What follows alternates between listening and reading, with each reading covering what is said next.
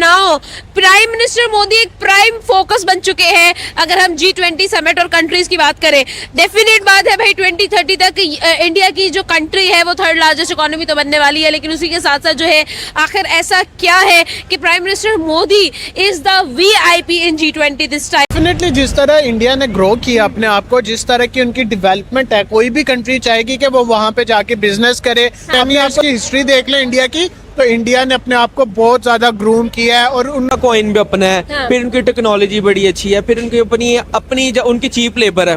ठीक है, वो जापान ने एक ट्रेन इंट्रोड्यूस करवाई है इंडिया में। उसका रीजन क्या है? क्योंकि यहाँ पे अनएम्प्लॉयमेंट कम हो जाएगी और सबसे बड़ा बेनिफिट एक चीज मैन्युफैक्चर्ड जितनी भी चीजें है ना वो सारी वो खुद कर रहे हैं। Right. अगर उनको टॉप 20 में वहाँ पे मोदी को बुलाया गया है तो वो भाई डिजर्व करते हैं।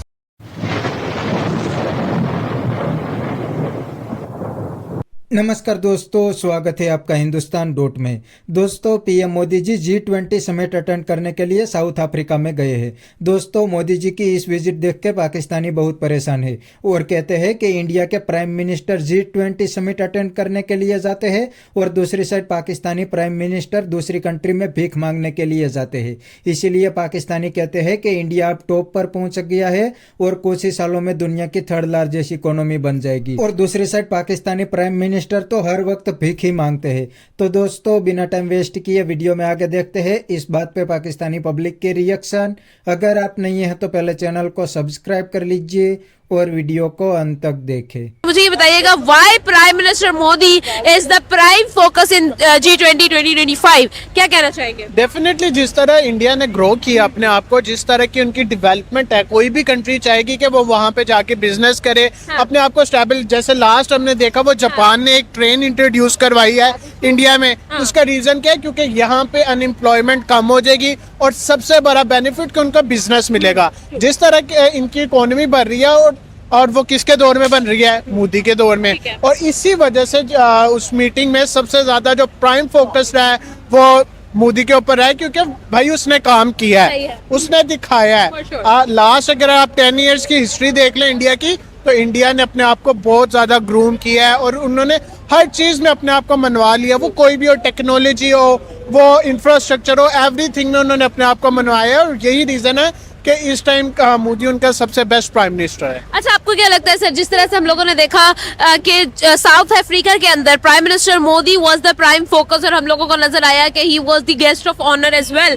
आपको क्या रीजंस लगते हैं कि भाई उनको उन्होंने होस्ट किया पूरा इवेंट, और जिस तरह से बिजनेस पर बात की गई, क्लाइमेट चेंज पे बात की गई और बहुत ही प्राइम समझा गया the conversation of prime minister Modi, media ने उसको कवर किया। क्या कहना चाहेंगे? देखिए, ऑब्वियसली जहाँ तक इंडिया की बात है, बात इकोनॉमी की नहीं है। आप जो मर्जी फिल्म डालें, हर फील्ड के अंदर वो इस टाइम टोटली छाए हुए हैं, ओवरटेक किया हुआ भाई उन्होंने हर मामले के अंदर।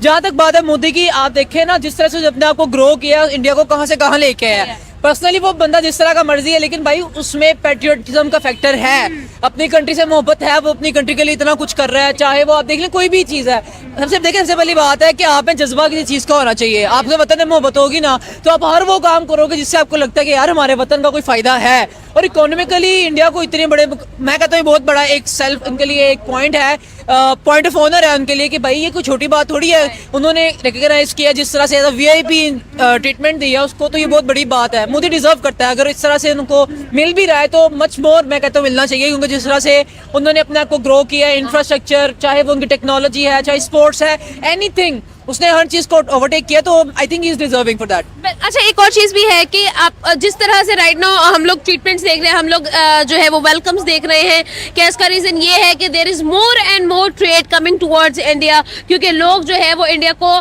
ना सिर्फ as the 5th largest economy देखते हैं but also the biggest market in the world देखते हैं, जहां पर वो अपनी प्रोडक्ट्स को सेल करने के लिए जो है वो लुक फॉरवर्ड करते हैं। कि आपको ये लगता है कि definitely India is a country जो कि एक सोने की चिड़िया, आप कह सकते हैं? डेफिनेटली मैंने आपको जैसे अभी बात की है कि जापान जैसी कंट्री जिसने कहीं पे इन्वेस्ट नहीं किया, उसने इंडिया में इन्वेस्ट किया।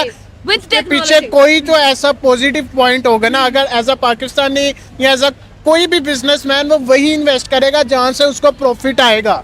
तो उसको इंडिया से अगर प्रॉफिट मिल रहा है तो डेफिनेटली वो वहां पे इन्वेस्ट करेगा। अगर जापान ने इन्वेस्ट कर दिया तो South Africa as compare to Japan nothing.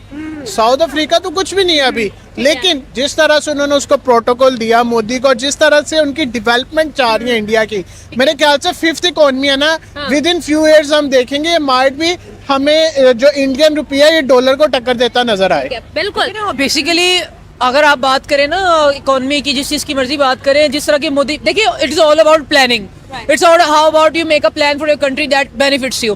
Definitely जिस तरह की उन्होंने प्लानिंग की है, मुझे कोई ऐसा कोई ड्रॉबैक नजर नहीं आया कि उनकी इस प्लानिंग के अंदर कोई यहाँ पे नुकसान हुआ हो। इस चीज को सब देखें, हम बिजनेस करने बैठे इतने बड़े लेवल के ऊपर, कुछ ना कुछ सोच के, कुछ ना कुछ देख के बैठे हुए। अगर कंट्री ने उनको अपने इंडिविजुअल चूज किया, अपना रिप्रेजेंटेटिव चूज किया, तो डेफिनेटली कोई पॉइंट, कुछ एथिक्स ऐसे उसमें देखे हैं कि यार हाँ भाई ये बंदा नॉलेज वाला है, जिसको इतनी नॉलेज है कि मैंने किस वक्त पर अपने कंट्री के लिए क्या डिसीजन लेना है। और ऑब्वियसली मोदी ने मेरे हिसाब से 98% डिसीजन जो कंट्री के लिए लिए हैं वो फायदेमंद साबित हुए हैं। तो डेफिनेटली जिस तरह का वीआईपी उसको मिल रहा है, ट्रीटमेंट मिल रहा है, जिस तरह की उसको इतनी हाइप मिल रही है, so it deserving for that. Okay, last question करेंगे। आपको क्या लगता है जिस तरह से राइट नाउ हम लोग देख रहे हैं कि India is having trade contracts with USA, also with China, with Russia, with Japan and Germany, at the same time हम लोग ये देख रहे हैं कि production more and more India जो है वो कर रहा है, मेड इन इंडिया का ट्रस्ट जो है वो पूरी दुनिया में डेवलप हो चुका है। क्या वाकई ही में ये एक साइन है that India is going to be the third largest economy probably in the coming years? Definitely, जैसे मैंने बात किया है कि आप विद इन फ्यू इयर्स में इनकी इकोनॉमी को इंक्रीज होता देखेंगे। डेफिनेटली जब आपके पास अनएम्प्लॉयमेंट खत्म हो जाएगी, एम्प्लॉयमेंट ज़्यादा हो जाएगी और आप वहाँ पे ग्रूम करेंगे, वो कोई भी कंट्री होगी वो ग्रूम करेगी। और जब तक आपको लाइक जो आपकी एक्सपोर्ट है वो कम हो जाएगी और इंपोर्ट ज़्यादा हो जाएगी ना, एक्सपोर्ट बढ़ जाएगी और इंपोर्ट कम हो जाएगी, तब तक आपको किसी भी चीज़ में कोई लॉस नहीं हो सकता। और इंडिया जिस तरह चल रहा है तो definitely India will, I think might be with in few years they can do. Okay, last question, Pakistan को क्या करना चाहिए? राइट नाउ हम लोग जी समिट के अंदर नहीं है, आपको क्या लगता है कि what are the positive changes we should adopt from the neighbour country? देखिए जहाँ तक बात पाकिस्तान की है ना, मैंने आपको बताया कि अगर आप एक ट्रू पैट्रियट है ना, अगर आपको वतन की तरक्की से अपने पर्सनल अफेयर्स को नहीं आप देख रहे, अगर आप वतन को पहले तरजीह रख रहे हैं ना अपनी, तो डेफिनेटली आप चाहे कोई भी फील्ड हो आप प्रोग्रेस, यही सबसे बड़ी वजह है इंडिया की प्रोग्रेस के पीछे। बाकी मुल्कों के साथ वो जिस तरह मर्जी का, लेकिन अपने बारे में। तो दोस्तों ये थे पाकिस्तानी पब्लिक के रिएक्शन, और ये पाकिस्तानी बंदों ने बिल्कुल सही बताया कि आज इंडिया को दुनिया की कोई भी कंट्री इग्नोर नहीं कर सकती, क्योंकि इंडिया दुनिया की 4th लार्जेस्ट इकोनॉमी बन गई है और कुछ ही सालों में इंडिया भी इकोनॉमिक सुपर पावर बन जाएगा।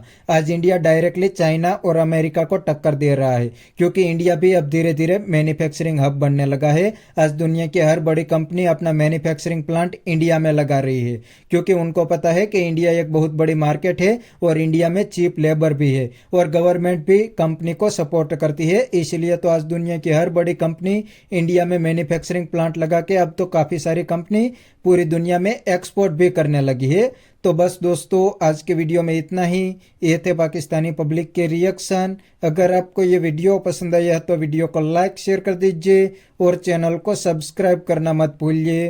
थैंक यू, मिलते हैं नेक्स्ट वीडियो में।